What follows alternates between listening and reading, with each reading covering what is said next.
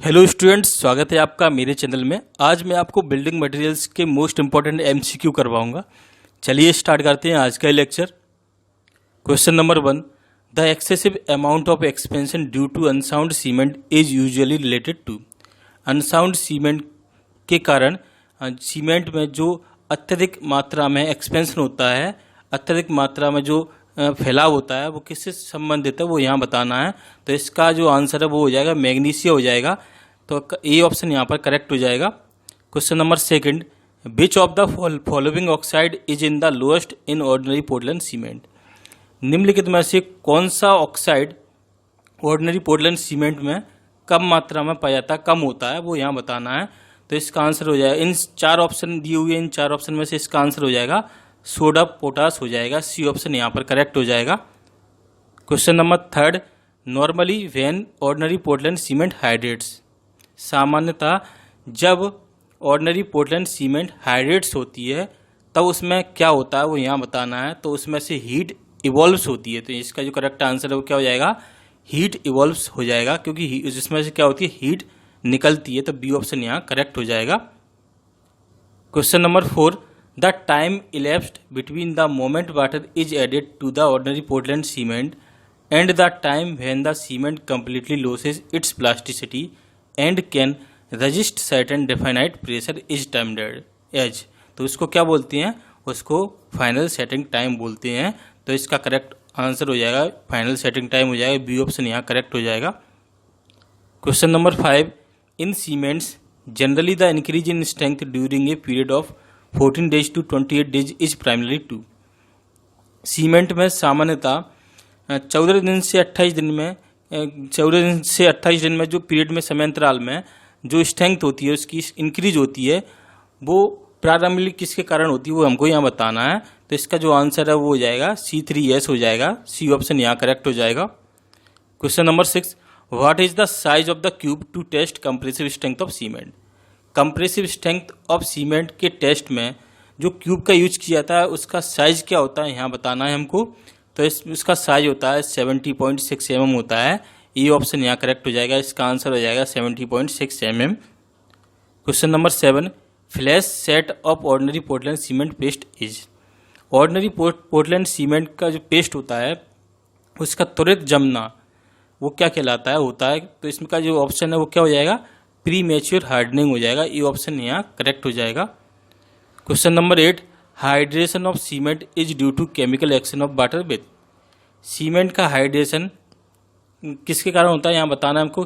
Chemical action होता है, मतलब सीमेंट का जो हाइड्रेशन होता है वो केमिकल एक्शन होता है पानी और इन 4 ऑप्शन दिए इनमें से बताना है हमको, पानी का और किसके साथ होता है यहाँ बताना है हमको।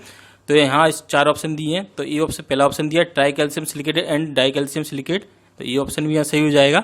बी ऑप्शन दिया die calcium silicate and try calcium aluminate. तो ये वाला ऑप्शन भी यहाँ सही है। सी ऑप्शन में दिया tri calcium aluminate and tetra calcium aluminoferrite. तो ये सी वाला ऑप्शन भी करेक्ट है। तो यहाँ पर इसका जो आंसर वो डी वाला हो जाएगा। ऑल ऑप्शंस आर करेक्ट हो जाएंगे, क्योंकि जो वाटर है उसका केमिकल एक्शन होता है इन सभी ऑप्शन के साथ होता है, इन सभी के साथ होता है जब सीमेंट का हाइड्रेशन होता है तब। ठीक है, तो डी ऑप्शन यहाँ करेक्ट हो जाएगा। ऑल ऑप्शन आर यहाँ करेक्ट हो जाएंगे। Question number 9, quick setting cement is produced by adding. Quick setting cement बनाई जाती है मिलाने पर, किसे मिलाने पर बनाई जाती है यहाँ बताना है। तो less amount of gypsum in very fine powdered form. तो इसका करेक्ट आंसर ए हो जाएगा। Question number 10, for an ordinary Portland cement. एक ऑर्डिनरी पोर्टलैंड सीमेंट के लिए यहाँ बताना है। तो इसका जो आंसर है वो ए ऑप्शन हो जाएगा। Residual does not exceed 10% when sifted through IS number 9। तो जब IS शिफ्ट नंबर 9 में से जो रेजिडुअल है यानी कि जो शेष बचता है उस सीमेंट को, OPC सीमेंट को छानने पर जो शेष बचता है, अपशिष्ट बचता है, वो 10% से ज़्यादा नहीं होना चाहिए। तो इसका करेक्ट आंसर ए हो जाएगा। ये ऑप्शन यहाँ पर करेक्ट हो जाएगा। Question number 11, the preliminary test is repeated if the difference compressive strength of 3 test specimens exceed. जब कंप्रेसिव स्ट्रेंथ का डिफरेंस जो 3 टेस्ट हमने किए हैं उस 3 टेस्ट के स्पेसिमेन से ज़्यादा हो जाए प्रिलिमिनरी, तब प्रिलिमिनरी टेस्ट क्या करना होता है, हमको रिपीट करना होता है। वो हमको यहाँ उसकी वैल्यू बताना है कितनी, 15 किलोग्राम पर सेंटीमीटर स्क्वायर। तो डी ऑप्शन यहाँ करेक्ट हो जाएगा। Question number 12, an ordinary Portland cement when tested for its fineness should not leave any residue on IS sieve number 9 more then.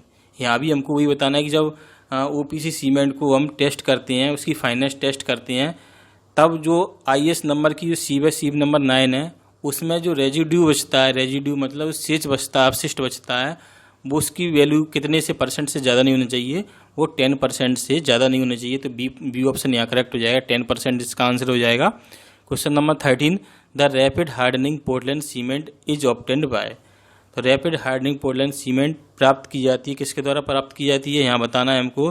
तो इसका आंसर हो जाएगा grinding the clinker to a high degree of fineness. तो ये option यहाँ correct हो जाएगा। Question number 14, for the construction of thin RCC structures the type of cement to be avoided is.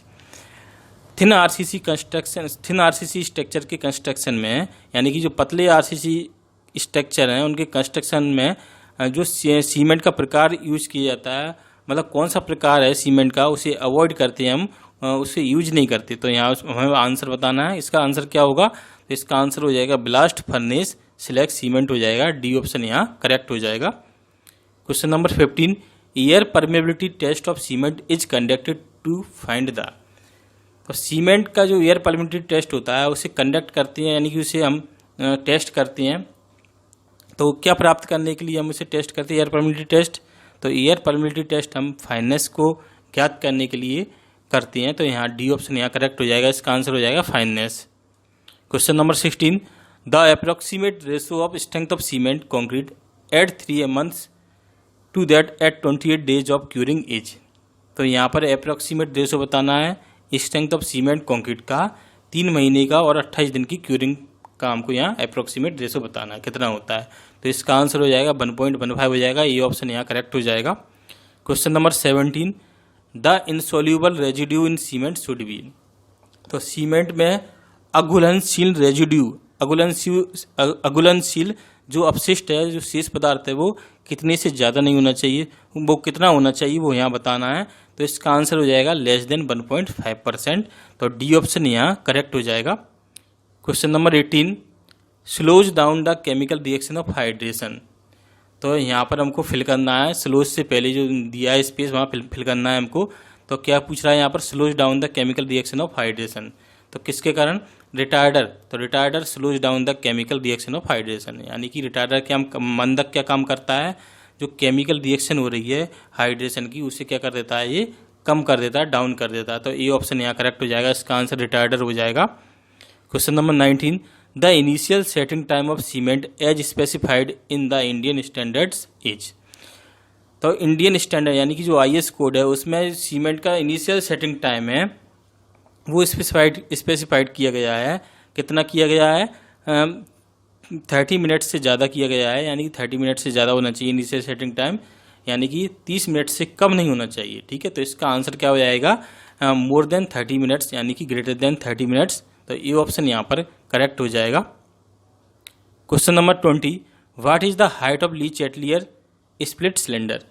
यहाँ पर हमको split cylinder Le Chatelier test में जो स्प्लिट सिलेंडर होता है उसकी हाइट बताना, ऊंचाई बताना कितनी होती है। तो इसका आंसर हो जाएगा 0.03 मीटर। तो डी ऑप्शन यहाँ करेक्ट हो जाएगा।